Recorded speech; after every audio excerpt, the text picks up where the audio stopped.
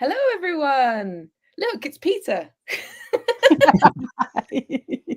He's split into two. And I was doing my best Peter impression. Yeah. Go on then. No. Hello, everyone. Peter is not here because Peter's currently at KublaCon, enjoying a rest, I hope, after the Duals campaign is over. But we now have Boxed Meeples here, which is very exciting. This is Libby and Julian, and they are board game reviewers, content creators, influencers. Oh, that sounds important. There's a word. But also, Libby works in the board game industry just like me. Do you want to do a little intro about, you can talk about what you do, Julian, if you want. I could, but yeah, it's not board game related. He'll go on for hours. I am the community and events person for Pavison Games. So the guys that bring you Distilled, Luthier's about to deliver. And we've got more fun stuff going on. We'll be at UK Games Expo. So that's exciting. Yes.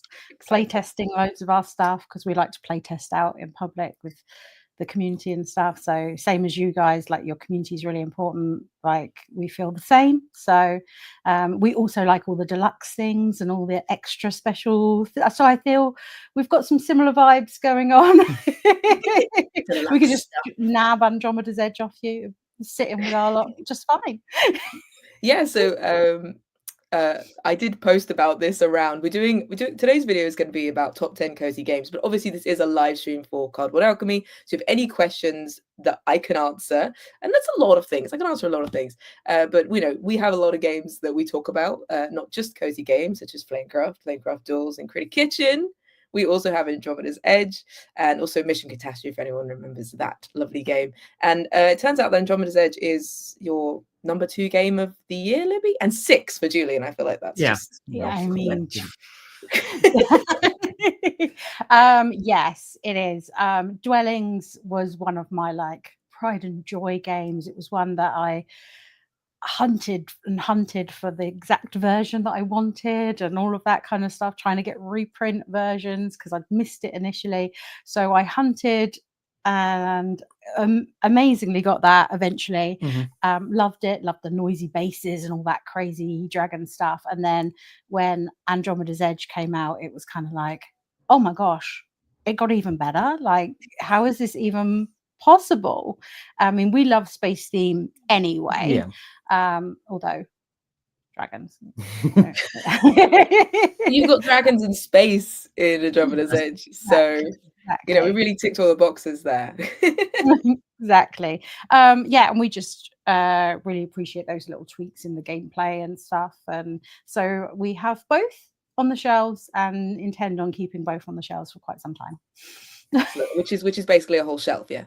Yeah. No, actually, it doesn't fit on the calyx. So no, one is in the center calyx bit, and then Dwellings is on top of the calyx. Because it doesn't fit. Noisy bases. Because I can't fit them together. Too many noisy bases in the box. That's what it is. Yeah, that's fair. But yes, so there's some hellos, which I'm just going to shout out. So Kondar actually suggested that you join, which is very sweet. Oh, and then they said they're actually going into the dentist, so they'll be listening whilst in the dentist, which is incredible.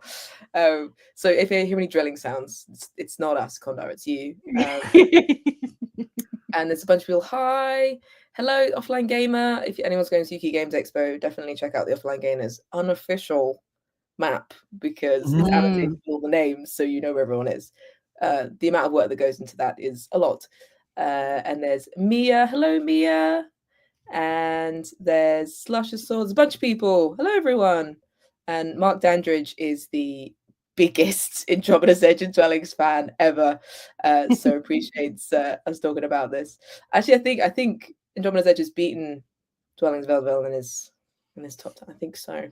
Pretty sure. I'd like to find someone who is like, no, I don't prefer the fantasy world. No space for me. It's I think there's probably quite a lot of people that prefer the theme, but I'd be interested to see if there's anyone who actually prefers the gameplay. Yeah, if you strip both off, which would you prefer? Yeah. Because I think those tweaks just make a bit of a difference. That's what edges it up. I like both themes, but I can see some people pick a camp, right? Yeah, absolutely. And we're coming out with an expansion, Genesis. So even more. Can't wait. There's stuff going. I'm very excited. And if I do get some kind of prototype, which I don't know because it's an expansion, it was a little bit different with expansions. And then I'm sure that you will turn up on my front door. I will. The train to London isn't far. But yes, so today we thought, because it was a suggestion from the community that we do our top 10 cozy games, and I enlisted the help of Boxed Meeples. This is really hard for me. It's almost like I only talk about cozy games on the reg. We have a channel about it. Have you thought about doing that? This is very hard. So first and foremost, I will say that in my list there isn't Flamecraft, Duals, or Critic Kitchen, because I'm incredibly biased. They have always been on my list. Flamecraft was on my list before, but just assume there's a magical shelf sitting very high up with those games on, because I'm giving you 10 that aren't those, because we already know those are absolute favorites of mine. Though I think this is my most played game now, apart from one in my list. I've played this like 50 times. So, and after playing it, I want to say it was 16 times in a row over the course of 3 days, maybe more. I was like, do you get bored? And I went, nope, still want to play it. So, and poor Boxed Meeples had to borrow my version, and then I took it back. And so they're like, yeah, we are without Flamecraft Duals. Still mad about it. It's like, give it back. But I'm sure you've heard this lots, but congratulations on your campaign. It was incredible. Thank you. That was the best result you deserved. And it was amazing. I mean, you can never really know. People make assumptions about, oh, it's Flamecraft, so XYZ, but you just don't know. There are so many things that go into a Kickstarter, and successful Kickstarters, and we just have to do what we love doing, which is building communities and talking to people and creating fun environments and creating great games, and we just have to hope that people are on board. And so it's amazing to see everyone come back, which is great. So yeah, everyone wants to see. Anyway. It was the duel of them, both of making Flamecraft better, not that it needed to in the first place, and Duels. Just having those two together was catnip for, I bet, everyone in the comments. Yeah, and we were trying our hardest to tell everyone there was a Flamecraft expansion. We're like, there's a Flamecraft expansion, and we did our best, but it was only 3 weeks go past very quickly. So yeah. But let's get on with our top 10 cozy games. These aren't, I've kind of ordered them in a sort of order, but I could very much argue to move them around if I wanted to, depending on the vibe, because you could have many reasons to play some of these, and I have a selection of player counts and where they could go. Esther's in the list and she might have some spoilers, so I'm not going to share her comments. But what have you gone with a variety? What's your kind of thinking when you went? My order is going to be whichever I can reach first, and then working through that. So we've got 5 each, so we're not going to do a total. So together that makes 10 because of maths. Yeah. But no, I've just, obviously we already have to cover this on our channel, so we have done a 10 cozy board games already, and we didn't want to repeat those. No, so these are all new ones. So you won't find Flamecraft, you won't find Everdell, because they were there before. So, but no, I just did what would I feel comfortable sitting down. That would be a fun time playing. Mine are sort of a variety of like time and place situation. They're definitely not listed in terms of favorites. I haven't ranked them like that, but they're definitely kind of more situational options, I'd say. And these are all games we physically own. Okay. Yeah, I've got all mine down here. With the exception of one. With the exception of one. Because, yes, reasons. Then people are making guesses as to what's in my list, and I am fascinated. Keep guessing what's in my list, because I have made over 400, 500 videos now. So there's a lot of games it could be, but we'll see. I'll start with the bottom of the list. It's around there. We'll start there. Oh, I do. Oh, wait, I have an honorable mention. Do I start with honorable mentions? Yes, you go for it. You're just, double timing it already from us, and now you're adding in another one. Okay, then. Almost like it's your show. This is fit to print. which the reason it's an honorable mention is because there are many elements that don't make it very cozy. Even though the art is incredible and the game is about these are animals running a newsprint, and you need to fit all the things in the print, obviously, but there's loads of rules about what goes next to what and how to gain points, and your paper gets bigger and bigger over the weekend, and it's real time though, which is where the cozy element might fall, because you're literally running a timer and going stop, and but it's very good. So this is my honorable mention. I didn't want it to not get mentioned, but at the same time it's not in the 10 because I think people might have a panic attack playing it if they were like, this is chill. You don't have to time it though, you could just do it. But I think that's kind of someone says it's so cozy you play it solo though. I definitely need to play it solo. Definitely see that. I have heard such great things, but we have yet to have a chance to try that one. No, so we very nearly got it when it's in our friendly local game store sale, and we were messaging each other. I was at work at the time, and I think you were still at work. Going, oh, let's add that. And then by the time we got down to checking out, that was one of them that had sold out because it's one of those ridiculous 80% off sales, and we're like, where's that gone? No. I do think that you can play it in about 15 minutes, which is incredible. So for the amount of game you get, you could set up and go, which is amazing. So hopefully we'll be able to play it sometime. Maybe we'll keep an eye out in the UK Games Expo library. If we spot it. I'm not bringing it because it's heavy. It's too heavy to bring. We'll start with Libby if you want to do your first one. I am going to start with Dwarf Romantic. Such a good game. And so I picked this one because this weekend's our wedding anniversary. It's our first wedding anniversary. Congratulations. And, you got really far into the wedding, in the marriage. Yeah. Neither of us have murdered the other one yet, so we're all good. But last year we asked a bunch of our friends in the industry, creators and stuff, what tips do you have? What games do you recommend for us to play together, etc. And several people recommended this, and it's one that was on our radar. We kind of knew a reasonable amount it, but we hadn't had a chance to kind of see it, play it, do anything. So we picked it up after those recommendations, and it's been a really nice play for those kind of weeknight. You're tired, but you want to play something. You can, maybe even chuck it on the coffee table instead of sitting up at the proper table, and that doesn't really matter how well you do. You get to unlock fun things. You get that kind of vibe anyway. And we do really both like Japan, so I think now we want to maybe trade up for the Sakura version. So but I really like the kind of, once we've finished that we'll put it out. I don't mean to name drop. I think it's Rodney Smith who recommended this one. Yeah, we have the Sakura one. I haven't played the Sakura one yet, but I did enjoy Dwarf Romantic Dual, but it was so big.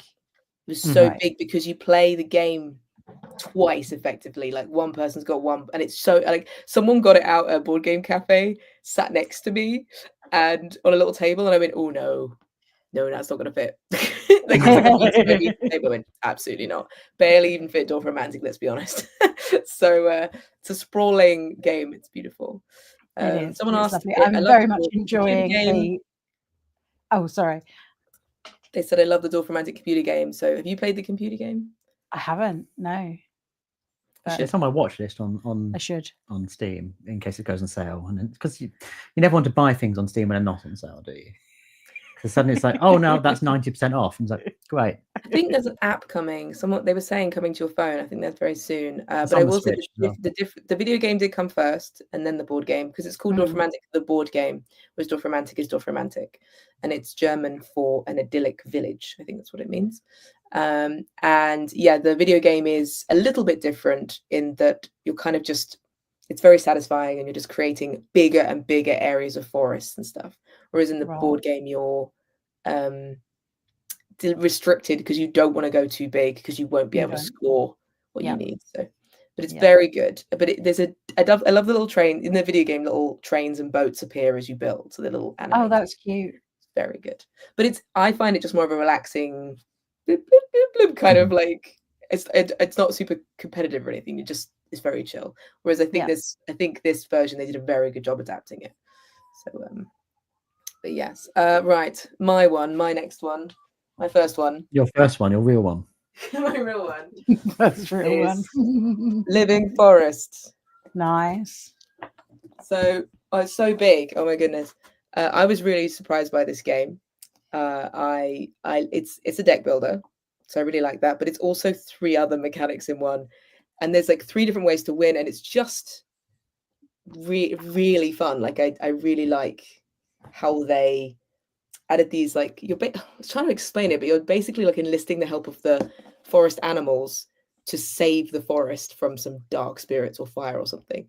But the animals don't like working together. Some of them like working together, and some of them are like, no, I don't want to work with these people. And so it's a push or luck kind of. You can't have too many of those ones, otherwise you go bust.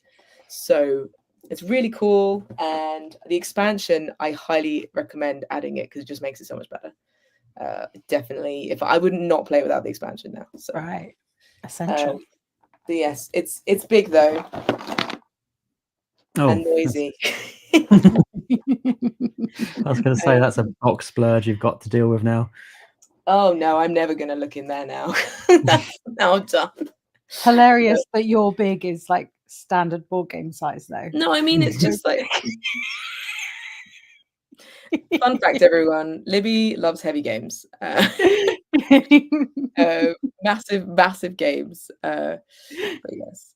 If any of you one's played Living Forest, feel free to comment if you like it. It's Julian's first one. This is the most complex way to do a top 10, but I like to keep everyone. Yeah, you're going to keep track of this, right? You heard of this one? Hey! Now this is that's really light. Game. How are you carrying that? I know it's I've done that with one of mine. It's just the lid. I'm not super strong, but I've got the power of Atlas to pick this up. Yes, obviously, Flamecraft we're huge fans of. I like cooking. Cooking is something I actually really enjoy doing, and I love the theme of this. So taking the artwork of Flamecraft, setting it in a theme that I really love, and making it such a versatile game that plays really well at 2 and plays well at bigger player counts, but doesn't grind to a halt, which is often my concern I have with, when you go up those player counts, is that this cute, adorable game ends up being a bit of a slog at the end of it. That doesn't happen with this because everyone is involved all the time. So for that reason, I just find it relaxing and nice, and it's one of these games that is, I mean, you taught it to us very, very elegantly and very quickly, but you can teach it so easily, and a lot of it you kind of can reserve that teach to as things occur in the game, which means that when you're playing with new people, it isn't a big heavy burden of learning rules at the top end and then hoping to okay, let's actually play this now. Obviously we have the fancy deluxe version, very generously. And they keep having birthdays and weddings around the time of me giving them games. I'm like, well. and you gave us the choice. You said you want a standard one or a deluxe one. And I was like, oh, a deluxe all the way, obviously. But yeah, this takes up half a Kallax. But yeah, I love all deserves half a Kallax. Yeah, I love all their attention to deluxifying that both of your companies do, in fact. Where you just get a game and it's celebrated in wonderful ways, and then it ends up being this beautiful spectacle on the table which just draws everyone in, immerses you more in the theme, and obviously there's so many fun puns in this, which we all love a pun. It just keeps on giving, which is good, and you think this is once you've played it, okay, I've got that, that's quite surface. No, there's so much more that goes into this, and I never like the phrase, oh, it's simple to learn but hard to master, but there's just depth and there's replayability in this, and to get that in a 60-minute game with big player counts is brilliant. So do you know what you've forgotten to say? Yeah, wish I did. It lets him wear his Ratatouille hat. That's why I get to wear a chef's hat when I'm playing it. So this is. I'm all for hats. So yeah, this is our, and we've actually got a night coming up with keep mentioning weddings now, the old maid of honor, where we're going to do a cardboard alchemy night, where we're going to take Critter Kitchen and we're going to take Flamecraft, because they've not played either, and she very nearly got Flamecraft. She's a board gamer as well, and she had, because they've just had, well, they've had a child, and that suddenly put the ending on their playing board games every night, so they kind of miss playing games. So now we have to play quick games that are still have that kind of depth to them. They've still got that bite to it. So both of Critter Kitchen and Flamecraft are going to take that box, and we're going to have a beautiful Sundara Tang day of just looking at lovely art. Tang day, I love that. That's very cool. So, Critter Kitchen. Woohoo! Never heard of it. No, well, you should try it if you haven't heard of it. Quirkleton says they haven't been able to play it yet, waiting for the deluxe version to go up on the CA store. You are correct. We will be putting any remaining stock of the deluxe and all the other stuff onto our shops. We have 2 stores. One is based in the US and one is in the UK, which ships to places that aren't the US. And they will be up soonish when we have figured out getting everything on there and everything. There's a bit of back end stuff we have to do, but as soon as we can, they'll be on there, which is very exciting for people who missed it, because that does happen a lot. Someone actually said, I don't know if it's this one, that I wouldn't call it cozy only though, and I think that's such an interesting subject, which I don't want to go into too much, because the term it comes up in conversation a lot, especially as someone that makes a lot of cozy content. Yeah, I'm going to cause waves in a minute. What does it mean? What does it mean? And my particular definition is being cozy is feeling safe and content and happy. Playing a game, I don't feel a sense of stress. I don't feel, and if I am excited or whatever, that doesn't mean I'm like stressed or concerned about anything. And yes, if there is a mug of chai and a blanket and a small animal, that's all fantastic. But the animals over there. You'll see them soon. The animals over there. But that's just me. So lots of things could be cozy that might not be construed as cozy. It really is like your own perspective on it. But at the same time, that's the same with describing a heavy game. Some people may be like, oh, that game is really complicated, because their level of games is different to other people. So that's kind of how I view it anyway. Yeah, on our spoiler alert, if you haven't seen it, on our sort of original top 10 cozy list, we had Arnak on there, which isn't really typically it's not very cutesy, particularly. It's not, it's kind of midway in my mind, so it's not kind of blankets on a Sunday afternoon, but we're so familiar with it. It becomes cozy because it's kind of easy breezy setup. We know the rules. I know what Julian's going to do on his first turn all the time. You don't have to think about how am I going to work this puzzle out. It's about how am I doing it this time, like how will it all turn out, rather than kind of having that brain power of making it work. So I think the more familiar, when it becomes one of your kind of go-to games, it makes it more cozy, even though the game itself isn't. Yeah. So my next one, some people think isn't cozy, but it is literally the coziest video game of all time. Nice. That was on our list on our channel. So some people when I made a video about this, and I bought it from Games Law. So did we? Did you? Excellent. And it was damaged. That's the damage. Same. We had the same. And I posted about it, and it got 1 million views.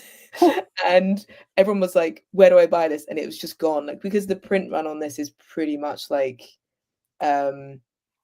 what the designer does, because it's the same person. It is literally the guy, the Concerned Ape, that does the board game and the video game.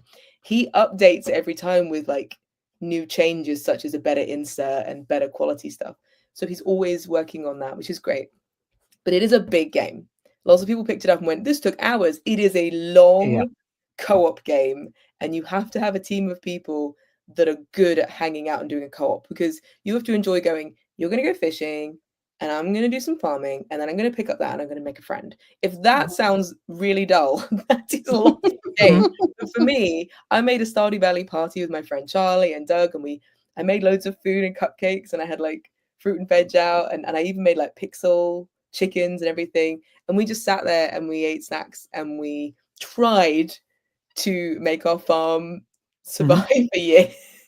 But I really love it. I thought I would hate it. I literally played in a board game cafe and went, I've heard so many bad things, I'm gonna hate this. And then I played it and went, oh, I love it. I think it does largely depend on because we played it together. I've spent hundreds of hours playing Stardew Valley, the video game, and I want it for that reason. And I know you don't get the first edition; you make sure you get the second edition and later ones because of the rules revisions, which make it a little bit easier, but not by much, and a little bit quality of life improvements with an extra tray and stuff. You didn't know anything about Stardew Valley, and we sat down with our friend Ryan, and like you, we sat there for 3 hours and just got fully immersed in just the fun of it all. And it feels quite social. We had it, in fact, on this table we're looking at right now, and we all gathered around, and the time flew. And at the end of it, we're like, wow, this is great. But it's bizarre because the game is just do what you want. You know, just go and pick up some turnips. That's what you're doing today. It's fine. Yeah, cool. Although every time I played now, we have intense strategy of like, well, you need to mine. Yeah, in the board game, you have to be precise. You get to the bottom of that mine. That's you. Yeah, at one point we realised we could just literally sack off one of the... Let's never go fishing. Was it fishing? Yeah, I think so. We were like, no, we don't need to fish. We need to focus on everything else. Let's just leave the fishing. As long as you don't have that goal, because there are goals in it. But yeah, there are games where I go, I want to just play this game. Like Everdell isn't in this list, as I've said, because it's already like a well-known cozy game and I love it. But Everdell is also a massive game for me now. Like it takes ages to play. And so if I'm like, what am I just going to play? Just one game. And it kind of matches, I guess, for you when you're like, I'm going to play Andromeda's Edge, I'm going to play whatever, because they're big games and it's an experience and you know you're going to be doing it for a while and you're like, yes, I'm going to really enjoy this one game. So Gibbon Tessie says it takes 4 hours to punch it. When I filmed it, it was a whole day and the amount of footage was too much. I did get slightly annoyed with my wife when she decided this would be a game we don't store flat. This would be one we store in a sideways orientation. Whoops. Whoops. It does shimmy. As the box slowly just expanded. Yeah. It fills the space like a goldfish. Libby, your next game, what is your one? Oh, well, yes, my next game I don't own at the moment, Rosie. It's a real shame that I don't own it at the moment, but you own it. Any guesses, anyone? Oh, is it oh, I don't think I own any more games than you. If only one was available to buy in the shops, but we're coming to backers soon. Yeah, if only we didn't have to wait till December to play Flamecraft Duals again. Yeah. Exactly. Everyone in the comments is like, it's Jules, right? It's Jules. Jules, yeah. It is. Yeah, I loved that. Just so great. And I can imagine, well, it was my first sort of foray into properly thinking about solo gaming, as well as obviously us playing it together. But I just think, you know, you can just play it and play it and play it again and again and again, and you know, you're having a nice chai and then have a little game of it and then get on with your day. Perfect. Yeah. Fun fact, everyone. So I don't know if anyone knows what's in the backpack. Not telling you. I don't know if anyone knows. The backpack. Why won't you tell us? We won't tell anyone. No, it's fine. Keep it a secret. Peter's not here. He's away. So fun fact, people might not know what happens immediately after a Kickstarter. Some people might have a break, but we are definitely working fast to get this game printed and everything. So as of right now, we have our team making the text and stuff that goes on the back of this box and getting it ready for print, because this is not finished. Like this is literally like the first run. Sandara is also the kind of artist where you go, this is done, right? And she's like, absolutely not. No, that's not done. And you're just like, okay, what? And she's like finessing, and you go, oh, cool. There's now more detail and whatever. So yeah, the backpack will haunt me. I know, seasonal.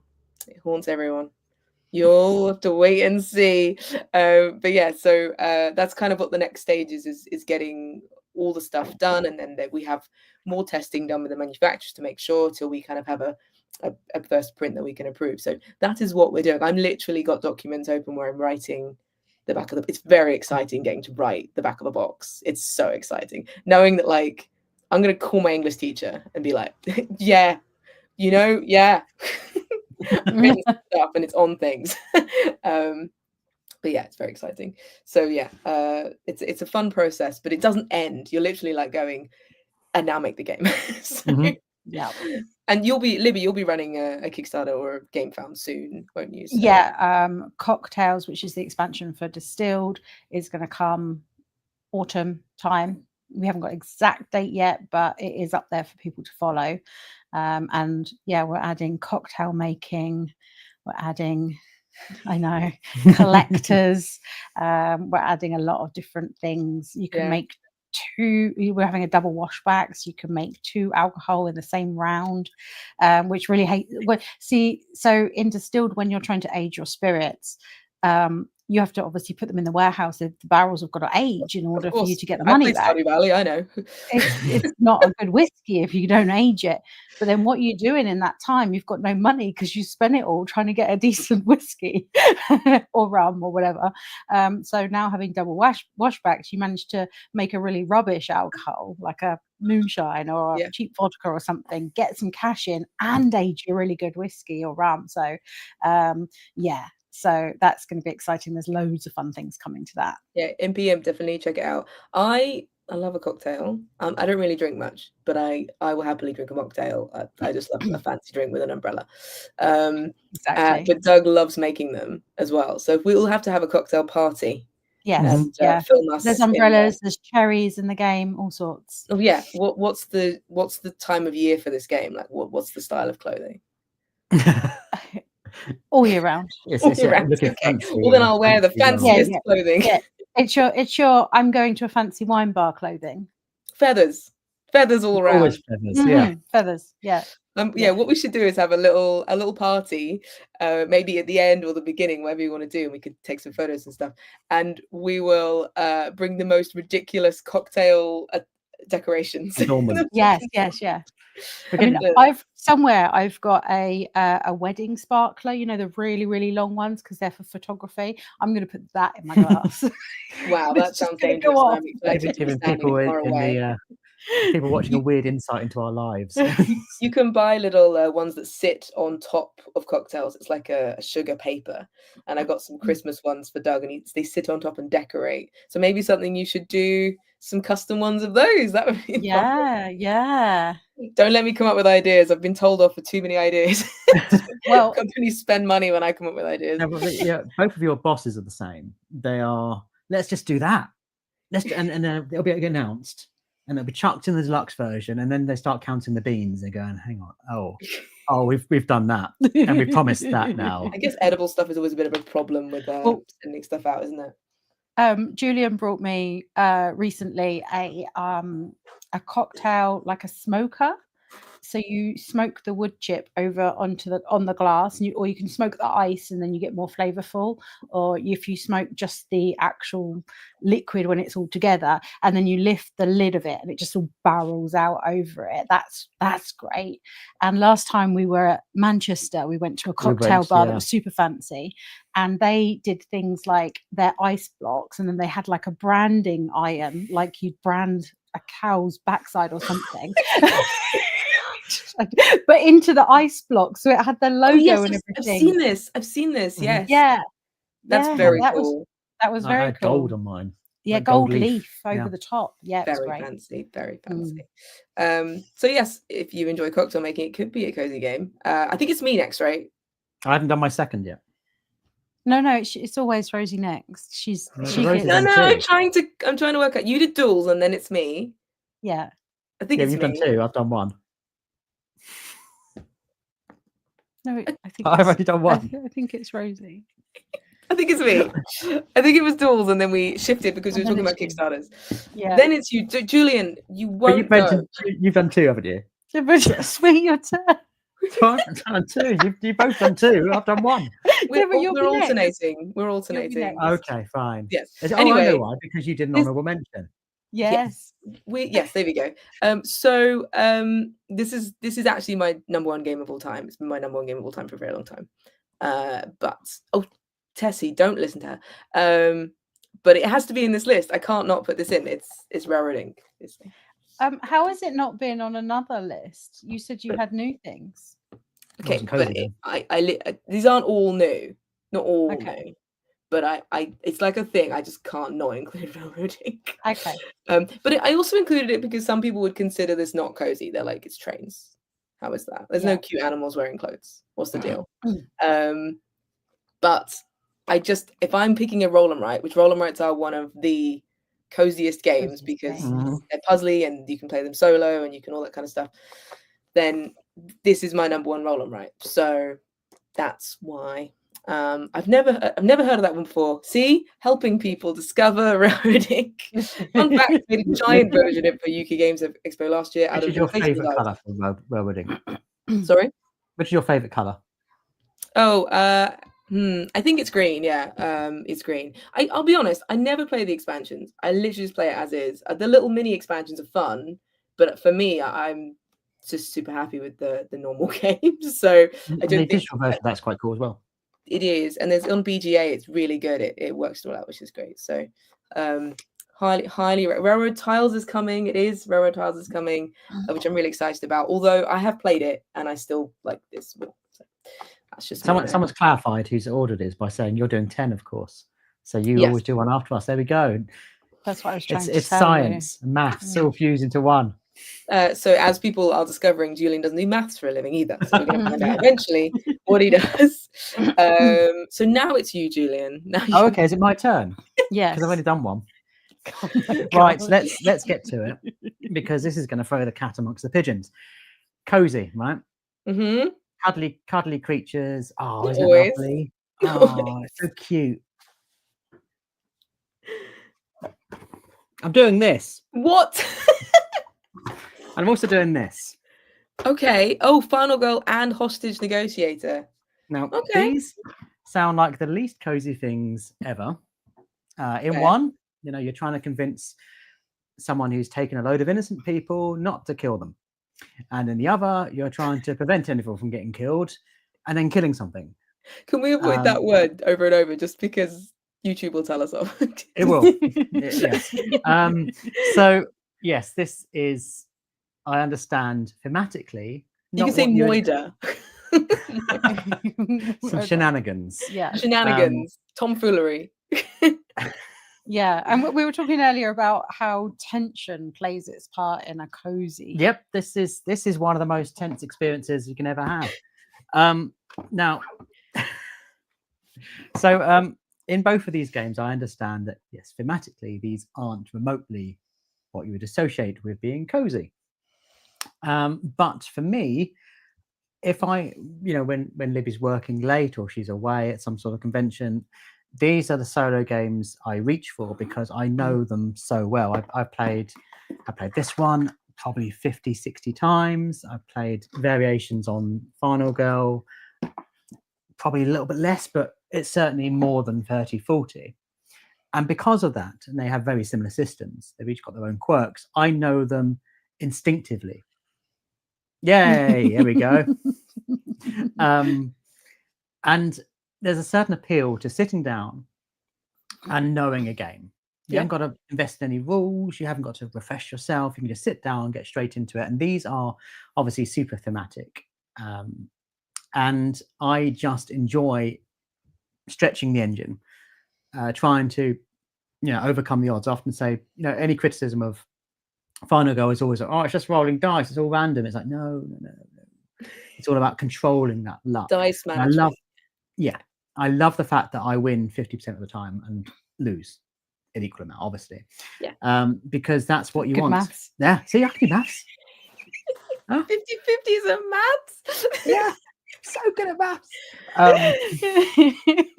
And I think Jamie from Foster Meeple, who does content for Van Ride as well, said it's her go-to cozy game as well. It's just... She does a lot of cozy. She's got a Flamecraft tattoo, so But I also, there is a huge genre as well of cozy telly or cozy podcasts, which is murder mysteries and like true crime and stuff.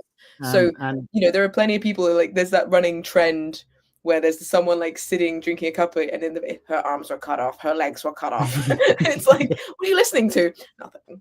I'm just truly fascinated. So, but it's that escapism, isn't it? It's like when you're reading a book and you just kind of immerse yourself in another world. That's a cozy moment, even if it's a hideous shenanigan-filled world. And I think that sometimes you get a really great themed game that does that same kind of put you in the book, of imagine that world, and you I don't want to go in that book, if I'm honest. That book's not for me. No.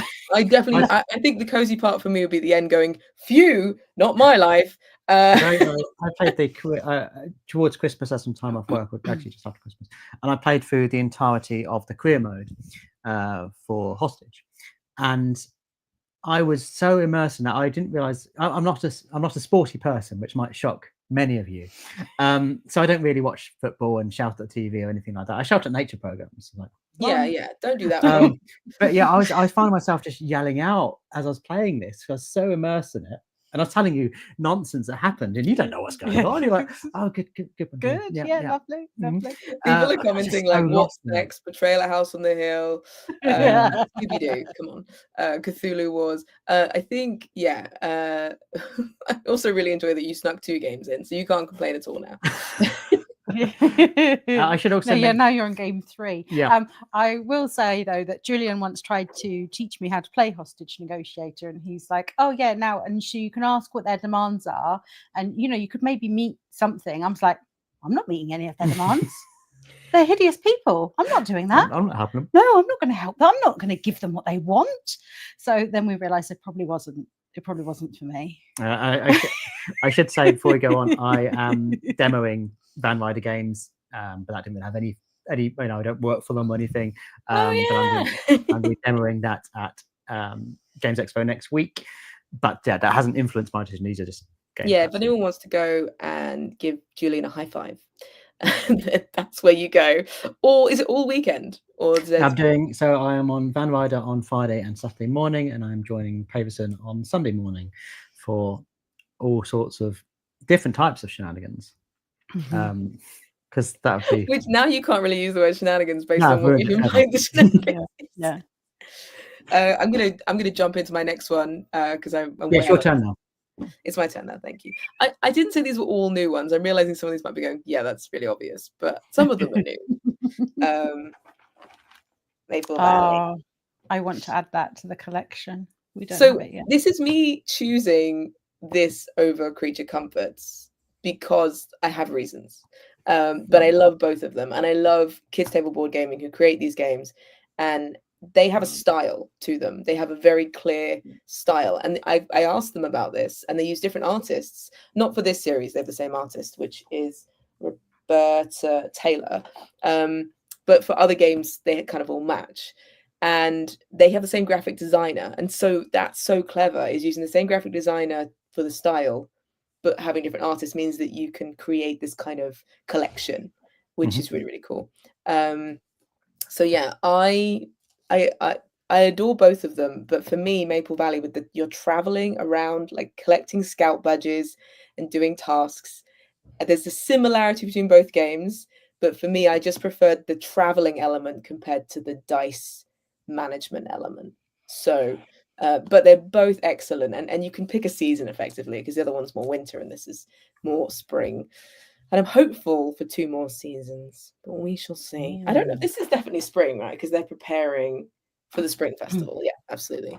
But it's so beautiful and very cool. And I got to meet one of the people behind Kids Table Board Gaming, Gamma, and I was just like in the background, like, hi, I'm a big fan. Like, it's just a complete nerd, which is what I was like when I met Peter. So, but yeah, it's very cute, and the art style is kind of hand drawn. It very much feels hand drawn, which is lovely. I enjoy they that. make a complete season. I agree. I would love that. Yes. Also, another heavy game there. Did you see the muscle move? Yeah. It has some weight and heft to it. But yes, Maple Valley has shenanigans too, right? It does so many shenanigans. Boxes in the night. Libby, what is your next game? Next up for me is Explorers of Navoria. I haven't played. Wow, how many are there? I have not played this. So this is the expansion, which adds a few little tweaks, which I enjoy. Also changes the player count. So this adds the solo mode, which is why I've included this little box as well. But for now, we'll just do that. Or that maybe. Because, yeah, I did really like this. I really enjoy the artwork on it and everything. It was, for me, it's a fun sort of weeknight, nice game that we can get out. We played that in less than half an hour. Really? We played it quite a few times, and yeah, it does not look like that kind of speed game, but yeah, and it's got a nice I wanted that card. Why have you got that color? I need that one. Kind of trying to meet your goals and stuff like that. There's some nice, it's kind of broken up into a couple of different sections throughout, and someone moves along a track, and you're like, oh, I was ahead on that track. Now look what you've done. But very cute. But yeah, I'm really starting to get into that kind of solo stuff. So obviously, yeah, because if Julian's playing Hostage Negotiates 24/7, you've got to find something else to do with so I can start playing Novoria whilst he's sort of still on a train on his way home from work or whatever. I love that. So yeah, I'm just really enjoying this. I think it's on my list to check out at UK Games Expo, because I know they're there, or at least someone is representing them there. Yes, they are there. Yeah. Sorry, same company who recently did Galactic Cruise, which is a phenomenal game, but not very cozy. That's not cozy, but it's incredible. It's beautiful though. Galactic Cruise is stunning, and with the sort of inlaid vinyl, not inlaid neoprene mat, it's got dual layered. I'm a big sci-fi fan, time travel. I literally wrote my dissertation on it, so I'm not against a cozy sci-fi, but I genuinely love Andromeda's Edge, and we just sit there and sprawl over it for ages, but but there are some sci-fis where it's not my vibe, where it's just rugged and feels too techy for me. I like clean sci-fi. Pardon? Clean sci-fi. Yeah, clean, where it's just minimal. I want loads of stuff. Well, you can go on a board game cruise in Galactic Cruise. You can add that section into your ship. You can have a Wally. You can have I think there's a board game convention on. There is. You can add that into your cruise. There's all sorts of fun things to add into your cruise. Cool. I like that.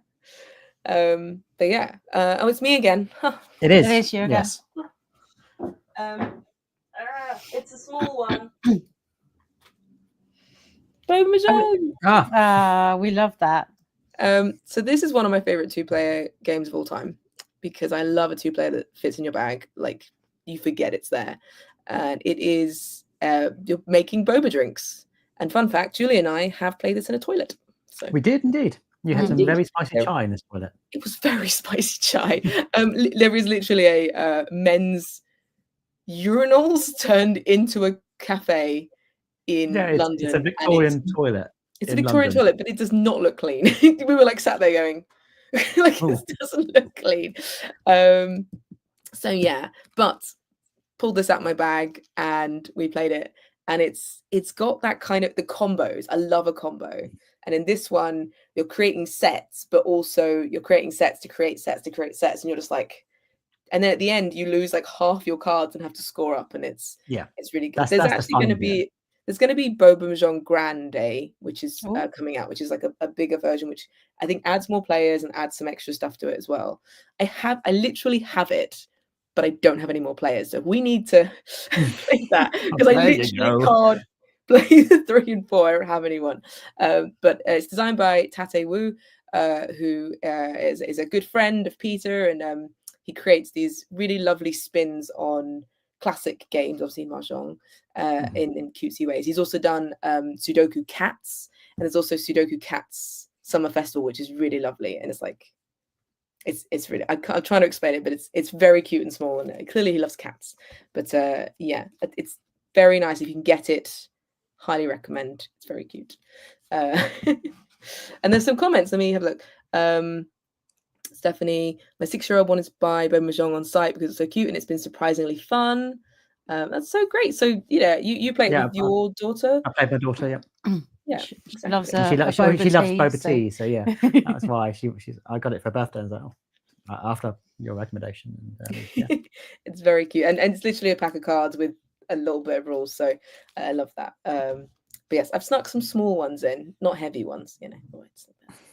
I think it's Libby. No, I think it's Julia. Right. Oh my.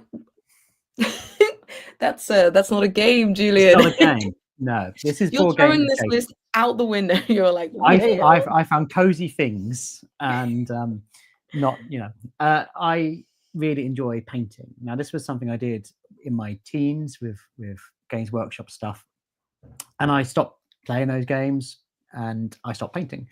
And I about 3-4 years ago, at Games Expo, they're doing those demo painting things. They do, yeah. There's a whole area for Warhammer where you can just go and paint a mini, usually for free, and you get to take the mini away with you. And there's like a selection of options. And they've done a few other ones where people have made like dragons holding meeples, and you can paint those and enter competitions. So it's a really lovely aspect of UK Games Expo and other conventions where they bring in that like introductory element of painting, because it is an expensive hobby to kind of really get into. And so I was at Games Expo. I painted it, and it took me like 2 hours. And I was like, I remember how much. I for 2 hours. Yeah, and I was like, there must be better things I can do here. Libby's like, where the hell are you? I was at the Cosmos stand working, so he just got off for the day doing his own thing. I could see like family sitting down and painting 20 minutes, going, oh, cheers. I was just there. They bought me a drink at one point, and I was like, oh wow, that's good. Yeah, put some meatloaf on. I'll take me right back to my youth. And and I love the process of it. But then I said, I'm never doing that again. It just took too long. And then I started, it triggered something. And I started researching painting and started watching YouTube videos on people who paint. And it's incredible the stuff they do. And I thought, okay, let's explore this. And that's when I discovered slap chop, which I know you've tried, and speed painting. And I started getting really good results. And I was like, how have I done that? Oh, okay. And then that's when I started just getting really more excited about it all. And fortunately, Army Painter sent us some paints, and we did some videos on it. And now it's a case of that's my kind of go-to, and I'm slightly stressed and I want to just relax. And usually on a kind of a Saturday when the girls are doing homework, I'll sit there and do some painting. And I have quite a strict rule that I don't spend much more than half an hour per mini, which stops me then getting obsessed and needing to. I'm never having that rule ever. Yeah, your dragons are amazing. Me either. Yeah, Quirkle. Sorry, the road outside my house is really noisy because I have single glazed windows. Sorry, it's very noisy, but someone's driving around. But Quirkleson says, I'm scared to paint my Flamecraft minis in case I ruin them. That's why they're in different colors, so you don't have to. That's we didn't give you grey ones and went paint. That's one of the reasons. But I have painted them, and I'd never done it before on a mini. For context, I did study model making for my degree, so I did have some experience painting, but usually on a much bigger scale. So I did the slap chop technique, which is where you paint them grey and then dry brush, which gives you all the shading you need, and then you go in with washes. And this is a half finished one. I have got a full set finished, but I did do a series of videos on. Sorry, I want to see that one a little bit more. You didn't give it enough airtime. Look at it. It needs eyes and some other things going on. You're always so modest, they're just they're on display at Essen. And this is the easiest one. Start with this one because you've already really just need the grey, and then I would just add some warm tones to it, like a yellowy grey or a browny grey, and that's it's the easiest one to start with. The hardest one would be Starburst with the presents, because there's gold elements. But I did do a series of videos which are on this channel. You can find them in the shorts section. They're also on our TikTok in a saved playlist, so you can go watch them and see me do about 4 or 5 videos. So if that helps, but you don't have to. You can just enjoy them. When people are scared about painting, and you were a little bit too, I always say that just learn very simple things, and then you'll be amazed at how quickly everything you do to it looks better than it was before, particularly when they're just grey plastic. you can't really ruin them because they're a grey plastic originally. So just a case of, you know, dry brushing, you know, which is such a simple process, makes all the details pop and they look better. So yeah, I don't think you can ever make it look worse than it did. Also, there are ways to strip all the paint off as well. If you're like, I'm so unhappy with this, there are ways to just remove everything. You probably have it in your cupboard. Hand wash, hand sanitizer. Really? Oh, that's awesome. So one top tip I have is go to like a model painting shop and say to them, I'm doing this for the first time, and they might give you some broken or old ones you can practice on.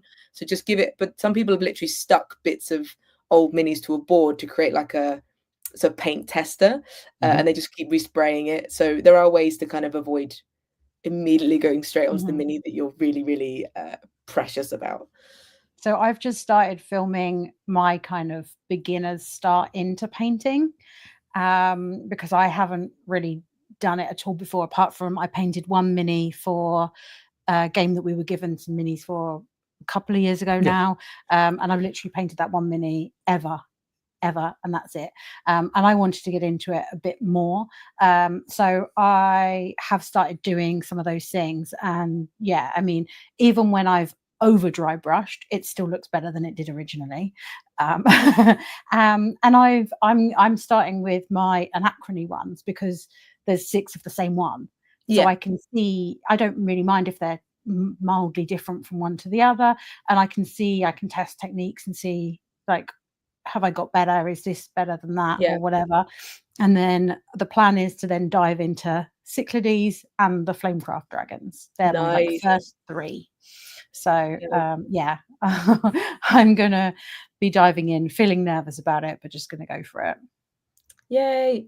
Phoenix has watched my videos and is going to give it a try. I'm very excited. There is a video that gives you all the stuff I bought as well, because I find that when people do tutorials, they go, anyway, just go get this, and you go, but I need to know exactly what you bought. I want to know the color. So yeah. What shade of yellow is that coming out as not yellow? Well, exactly. It's and I also, to save money, bought like a tub that you can water down colors to create other shades. So it's like a wash mixer or something. So it meant I didn't have to buy loads of shades. I kind of just made so I could mix colors. Nice. Yeah. Well, I better hurry up with my list, because but luckily the next one we don't need to talk about anymore because it was romantic. Got a crossover. which we talked about earlier on. So if you just arrived, there's a whole section about this beautiful game. But I do have Sakura. I haven't played it yet, but I will be doing an unboxing, and I adore this game so much. It is true peak cozy in terms of experience, and I played it 11 times in one day with Doug. That's how much we were just like, I can't stop playing this. I must achieve the next unlock. I need more of this and more of that. Little boxes in games that have secrets in, just like backpacks maybe, are just what is the stuff that cats are like? Oh my goodness. Catnip to me. So yeah, that game was just, it came at the right time for me. I was just like, I can't stop playing this game. We still not completed it because 300 is a really hard score to get. We will one day. Yeah, we're not quite there, so I think, but we hope once we get to the top, that's when we're going to trade out for the. You can also redo it, everyone. Like, there's literally sheets you just start again. It's not the kind of experience you're not going to want to do again. Like, it's really fun. I see what you did there with the backpack side comment. I know. Segues are my favorite ride. Libby, you're going next. Right, what's next? Next, I have picked a family Sunday afternoon cozy one. It's one that we're all familiar with, so everyone knows how to play. It's one that Julian has painted the minis for, and looks super cute, and you feel like you're doing big boy gaming when actually you're having family game time. Any guesses? Minis in it? Like, is it classic family game? Yes, is it Munchkin? I'm sure it's my go. Right. Is it Munchkin? No. I don't have this. My little scythe. Oh, it's great. It's great. It's a sort of slightly pared down version of actual scythe. It's not Julian's go, because Julian decided to do painting instead of a game. So it's not Julian's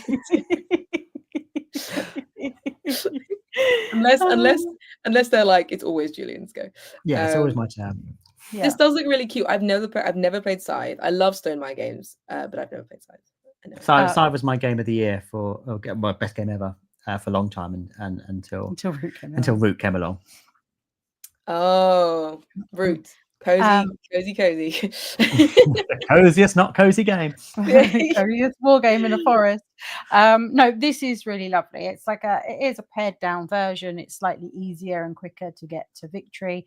You do get points for being friendly. There are pairs of owls, pairs of tigers, pairs of boars. All these cute little creatures have got their little minis that you're moving around. You want to take your apples and your diamonds into the castle in the middle. And it's any one of us could win the game, like the two girls as well. Any one of us could win. And super cutesy. Yeah, is it farming? No. So it's semi. There is conflict, but in the conflict in this is pie fighting. So you throw pies at each other. I was curious why it's called Scythe.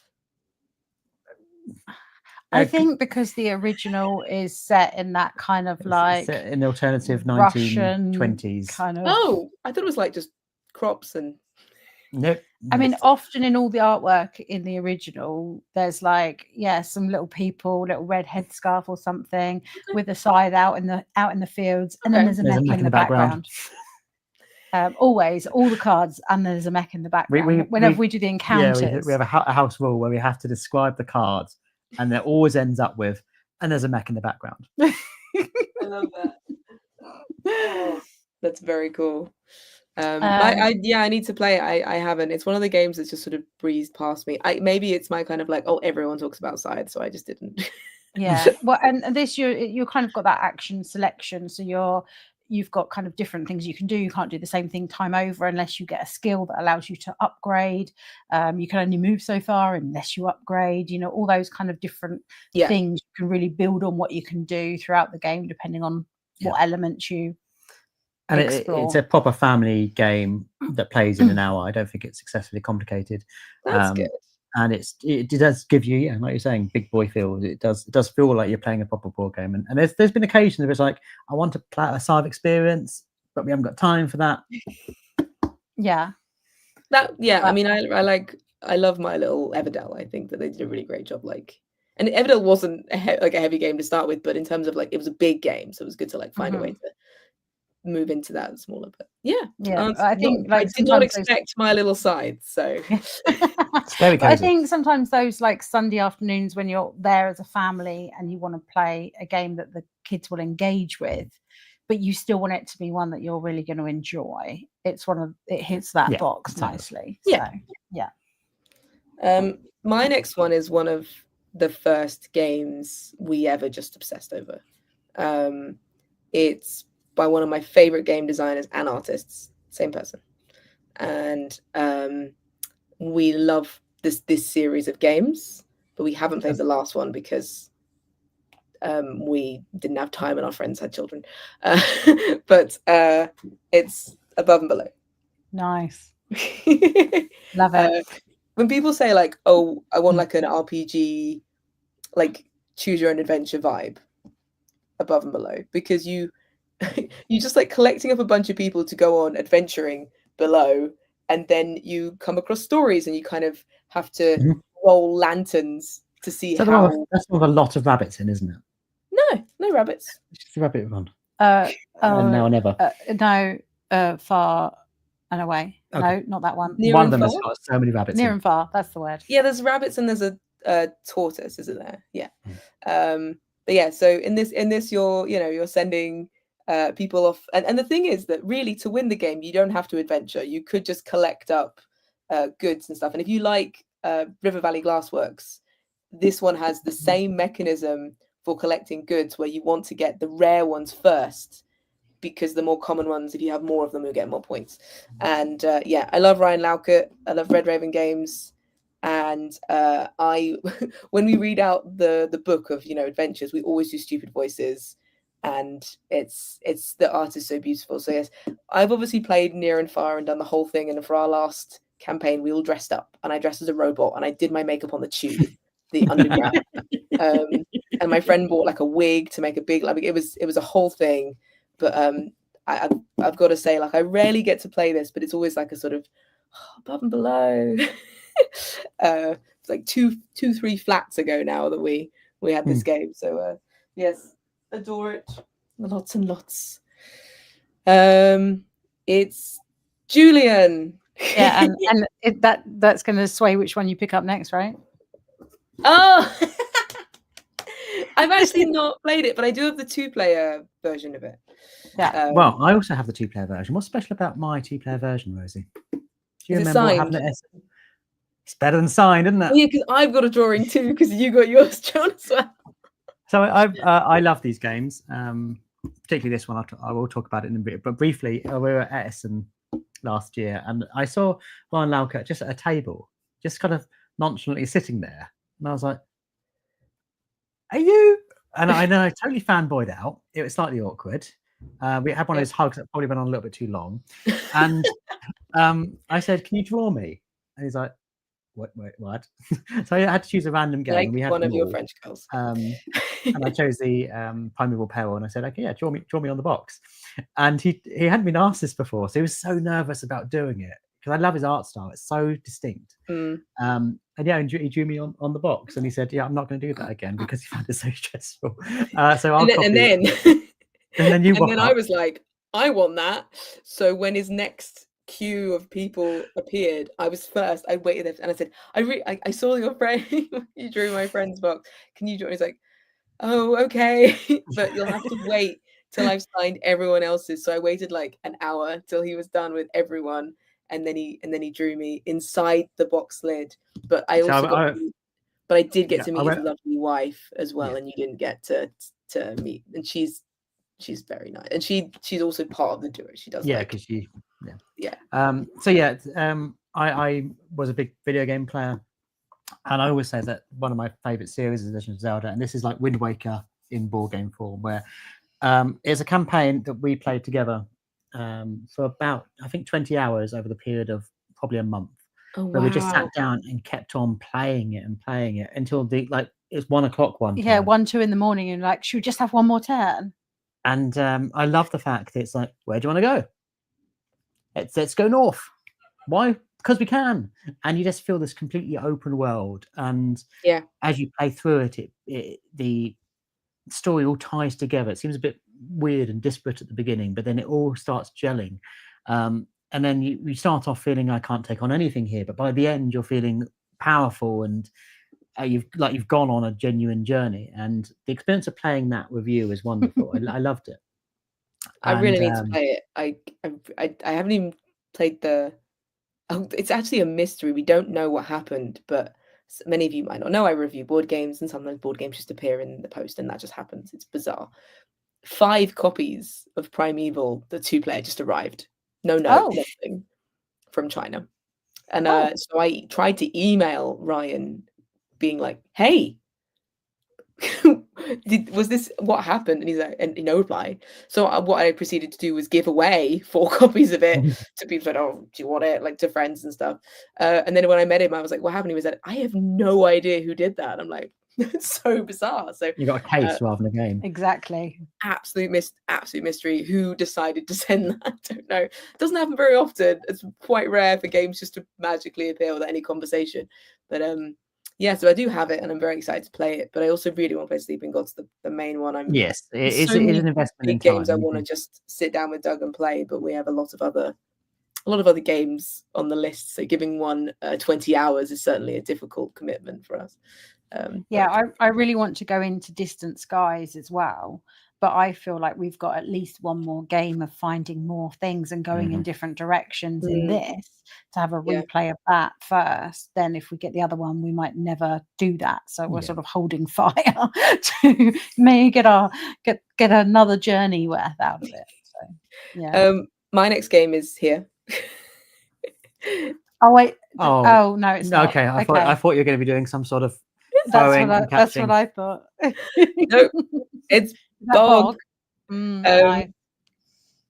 This is a frog game, and I have a really lovely memory of discovering this. So this is actually part of the Paco games, where everything's the size of Esther's like called it, but I'm like, Esther, we spend a lot of time together. So I should hope that you would know some of these. But basically, a really lovely experience where I was doing a talk about cozy critterific games with Kim Joy at Aircon, and someone came up at the end and said, "Have you played Bog? I know you love frog games, and you don't think there's a good frog game that's cozy." And I was like, "Yeah, there's no." And she's like, "You got to play Bog." And I was like, "Oh, I'll keep an eye out." Then, like a couple of hours later, they just came up to me and went, "I bought it for you," and they gave me it. Now, since then, I have bought a second copy so that it can live on my shelf because the other one lives in my bag. But it's a fantastic 2-player where you're hopping the frogs around, trying to create patterns, but also finish specific routes, and you can eat flies. And there's like the cards work in 2 different ways, and it's really lovely. A fantastic 2-player that you just forget that you have on you. So, and it's all the different frogs. All the frogs are different. They're all different. Right. And then the lily pad art is horizontal, and the frogs perfectly match up with the lily pad. It's very cute. Nice. So yes, I need to play more of these, but this is my number one so far. I played like 4 or 5 of these pack of games. There's like 30 now, but yeah, there's loads. Really we bought 2 at Aircon because Lisa at Games Crusade, who's in Harrogate, the friendly local game shop there, she stocks a good amount of them, like a lot of them. So we picked up Dig and Gem, and so far we've played Dig, and that was Dig fun.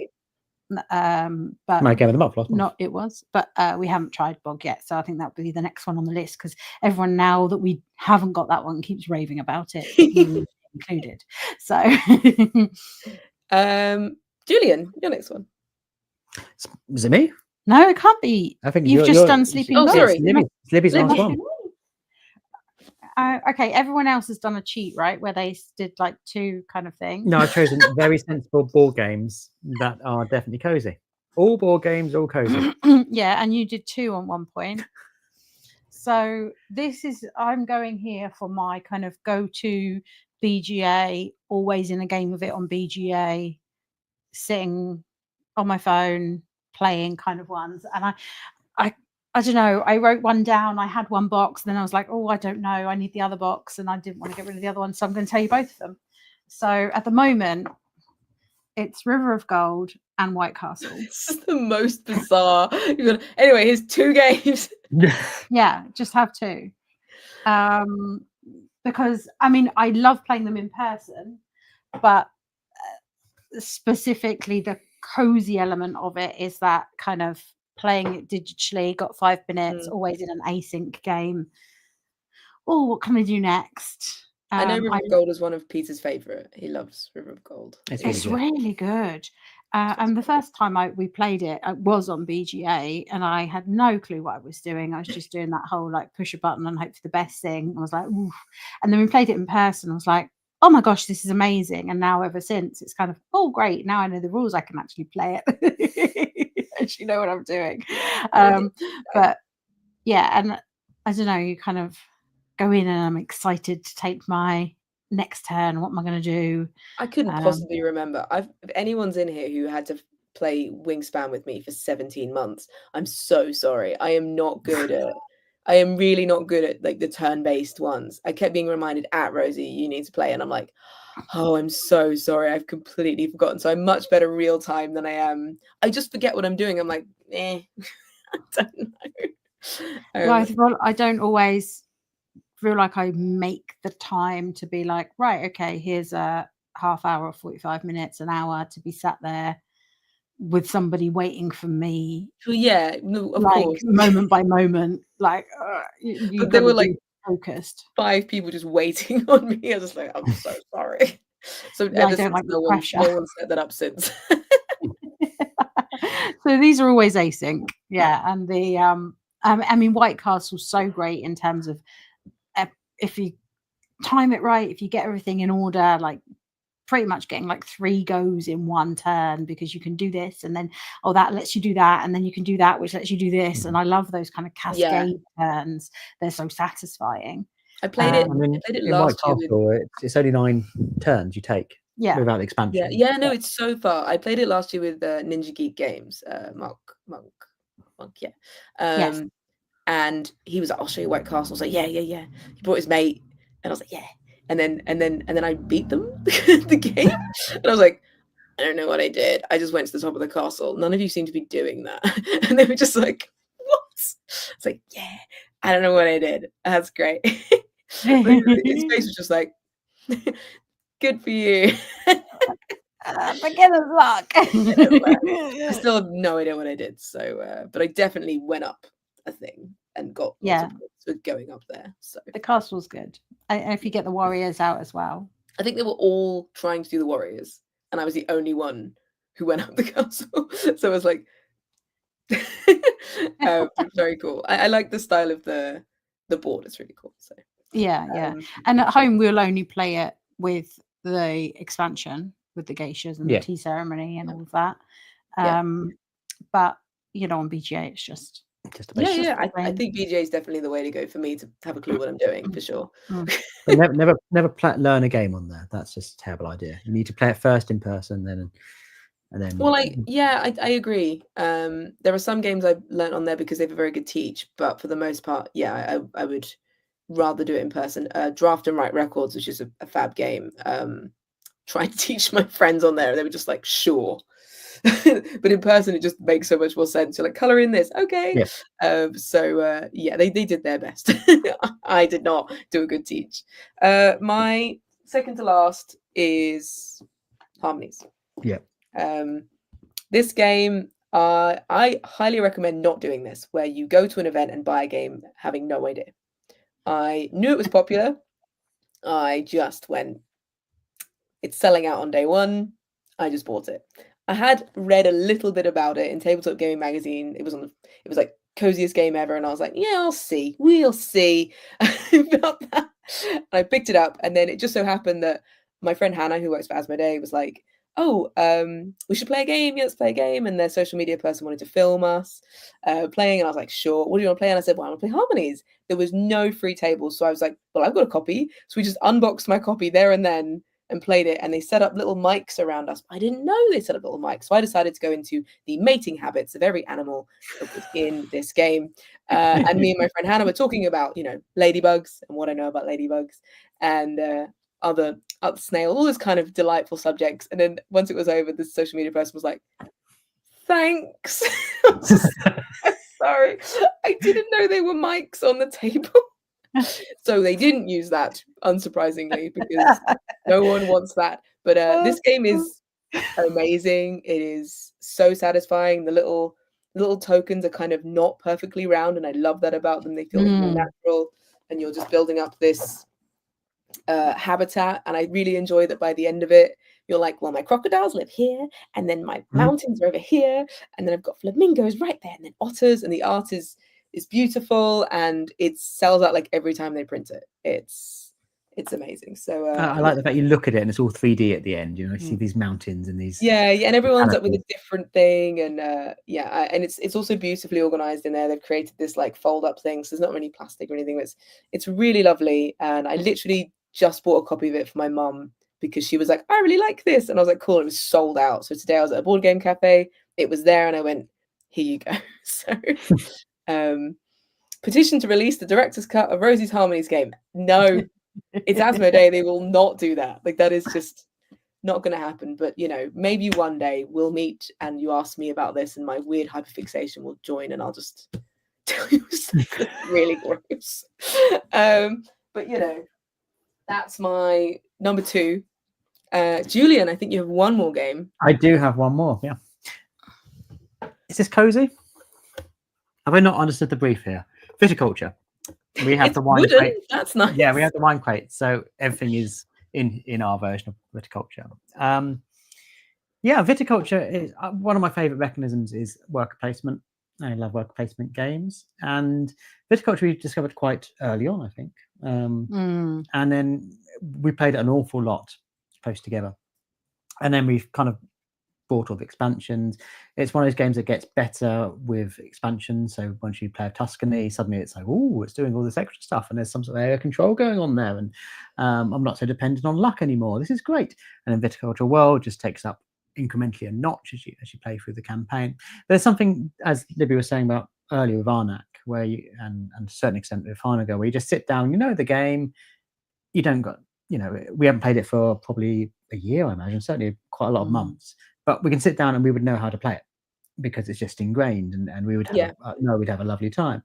And there's something just comforting and warming about that. And I associate viticulture particularly with sitting with my wife and just having some wine and playing a game, and that's always kind of my favorite thing to do. And so for that reason, it's just has all these elements of just of happy, of love, which is nice. Yeah, I mean, making wine can be cozy for sure, especially when you're using your feet. Absolutely. Feet wine. Feet wine.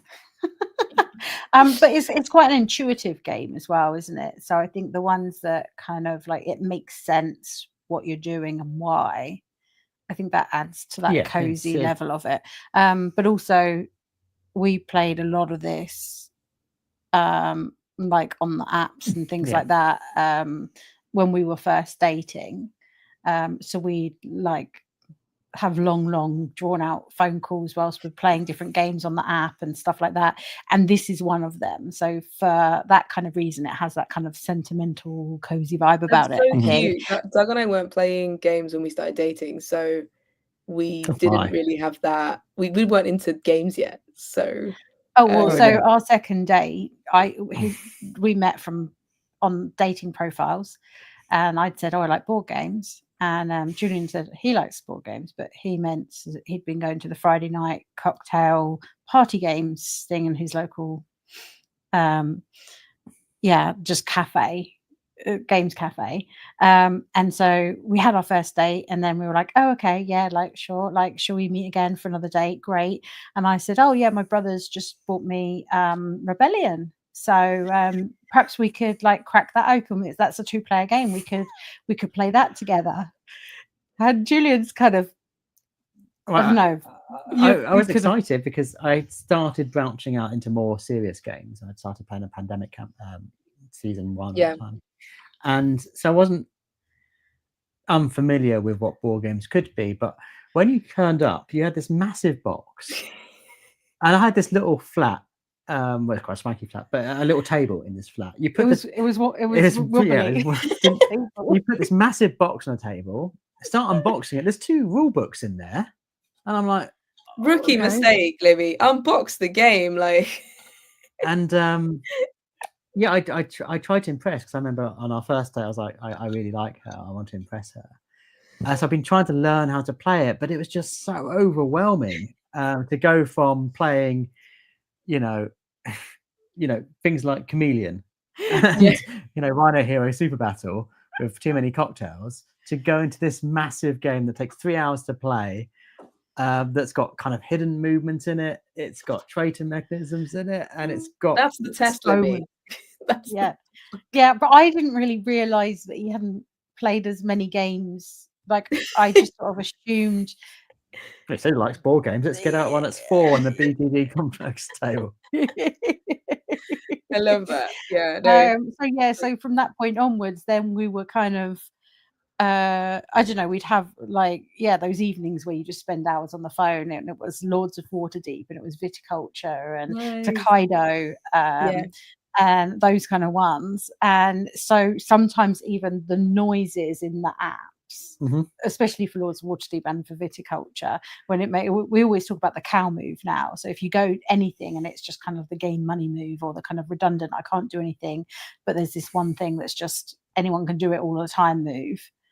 It's the cow move because of Viticulture. Because when you in the app, when you go on, it goes moo. And with Takanoko, it was. Takanoko was another one we played. That was anything that had an app that we could play.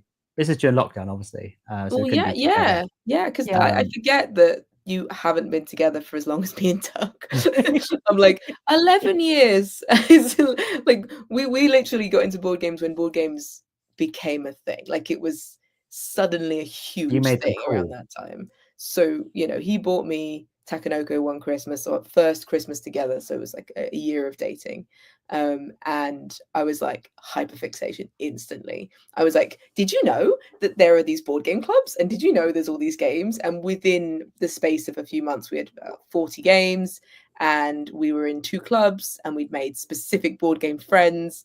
And yeah, I mean, that my segueing to my number one is similarly attached to a lot of memories, which is Patchwork. I nearly put the Valentine version on my list because we play this every Valentine's Day. This is, for me, the coziest game. Like, if you're like, if you're making quilts, I know someone said where's Calico. I appreciate that, but this is my quilt game. This is, you know, and it's so wonderful and so easy to understand, and spending buttons, I mean, genius. And for us, when we got into board gaming, we just played this all the time. And there's no Calico. There's no Calico. I don't even own Calico. I'm sorry. I love Calico. I play it in board game cafes, but I don't own it. I'm a dog person. So yeah, I adore Uwe Rosenberg games, but especially Patchwork. And this is a probably 9.5-year-old board game for us. Like, we've had it for a long time, and every flat we've ever been in, we have made a special deal about when we play this game. And we didn't start playing board games, we started dating. London was what we did. We went to escape rooms and immersive theatre and weird cocktail bars, and we just went all over London. And that's what we did, because we love exploring like theatre and everything. But when we discovered board games, like, it's always about the experience. And for us, this was, you know, we got real buttons, and it was like just themed food and button biscuits and whatever. So yeah, it's yeah, this, and I don't have any of the other versions because I don't think I need them. For me, this is they're all the same, we only have the Valentine one. And yeah, again, I mean, sometimes I'm tempted to get the Christmas one, just because Christmas vibes at the right time of year are great, right?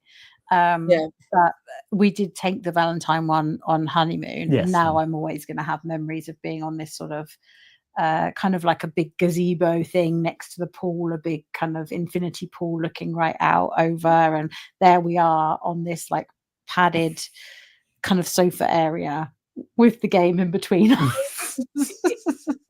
I mean, this thing, just a common stereotype about cozy games is that they're easy. None of the games I've listed off are easy. Like it's if you think of anyone that likes a literal puzzle, or likes a puzzle of some kind of brain teaser or whatever, you like using your brain and you like solving things and figuring stuff out. And that's the joy of games like Patchwork, with those sort of polyomino pieces and stuff, and you're figuring stuff out. And it's why back to Duals, like that puzzle, that crunchy puzzle of figuring out a spatial puzzle every single round that changes. It's so good. There's at no point in my life I've been given games where I've gone, you say it's cozy, and I play it and go, I'm bored, because I need to think. I want to use parts of my brain. That's why I'll enjoy doing a puzzle sat down and stuff like that. So, you know, I think for me, like, Uwe Rosenberg really gets it. Like, he understands that kind of.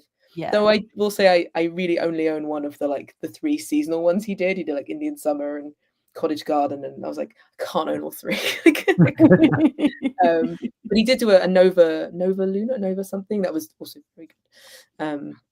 I blinged my Patchwork. People are saying I got some blue buttons and glued 5 together. Genius.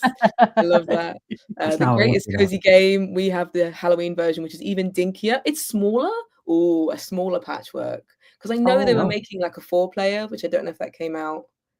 And they were also making like a travel one. There was like a whole load of ones they were going to do, but I don't know what happened. And there's a writing one as well. I think we were like touring. But yeah, lots of Patchwork. Gentle Rain is a fantastic. I love a Gentle Rain. I really want to play that. It's like many versions of it now. They've done like 2 or 3 versions. When I went to America, I had to go buy the special Target version because I was like, I gotta have it. But I do really like it. But it's not up there for like the solo ones for me. I would always be playing the slightly crunchier solo ones. That's a really lovely experience though. Like, it's beautifully designed and it's really lovely to look at. And there are frogs, I think, so obviously. But you're surprised Gentle Rain. I've explained why Gentle Rain didn't come up, but this is really hard for me. My entire collection is basically cozy, unless you look at the top of the bookshelf, which is Doug's games.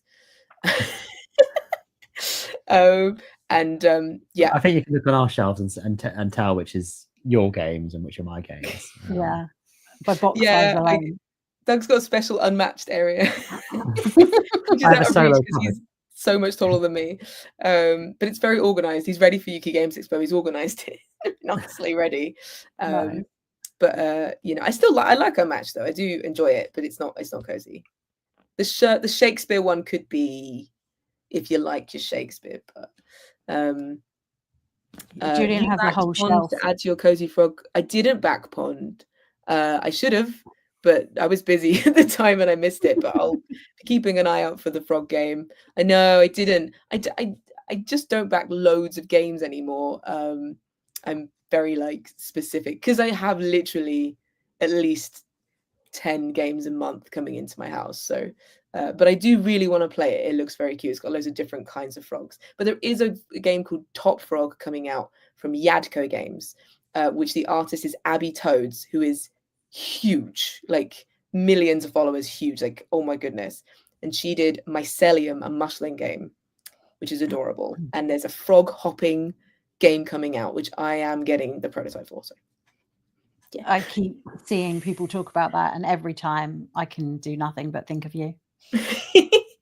If I end up in my life being that person who literally has a bowl of frogs next, glow in the dark frogs. I mean, this was for an Easter joke, but we have some floating around. Pardon? We have some of the frogs floating around as well. Oh yeah, did I leave some? You keep discovering them. It's like I keep hiding them for the girls to find it, like the fruit bowl and stuff. It's like yeah, I've left them in many places. But yeah, this was awesome. I hope we will. Someone did ask. We'll put the list of games in the comments of this, so they'll send me their list and I'll put mine in. Definitely cozy games. Peter is going to get some frogs until when I send them, but I am getting Peter because he won our Duals tournament that we did. But I'm also going to UK Games Expo, and there is someone there selling crocheted potion bottles, and I want to get him one of those. So I'm going to make a little package with the frogs. I feel like it should be like one of those glitter things where it just goes everywhere, and if I get enough frogs, he just won't be able to get rid of them. They just bounce off. Yeah, like if I could just put like some kind of spring in there, he opens it, frogs everywhere. He would love that. But yeah, so thank you everyone for joining us. Unsurprisingly, it went over. Let's be honest, top 10s always go over, but I do blame Julian.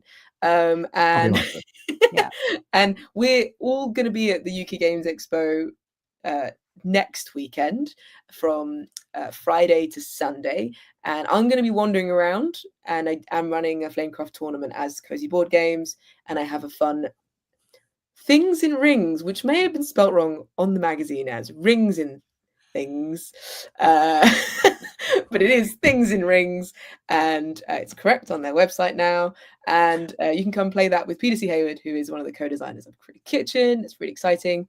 And I also have these little button badges I've gotten made with my dragon on that I'm really excited about. I'm going to be giving those out, and you're going to be working on Pavison and Fan Rider, and basically working the entire time downing those cocktails.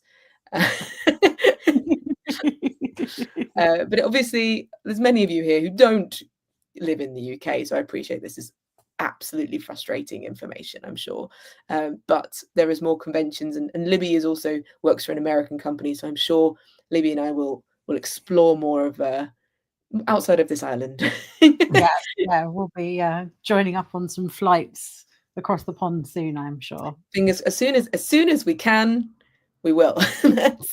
Exactly. And Julian's just going to stay there at home. I'll just be at home playing very cozy games. Looking after Fen.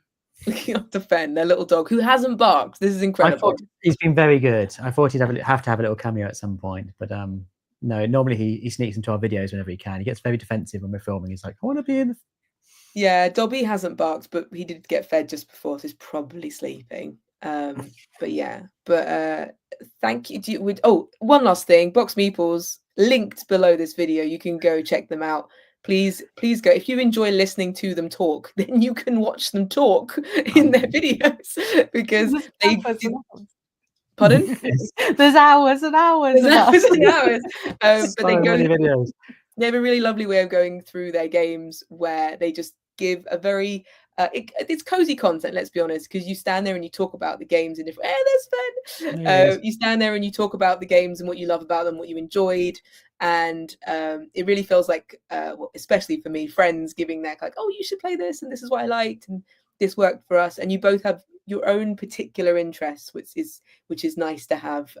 Yeah, Doug would just be sat there going, Rosie's the best, whatever she said.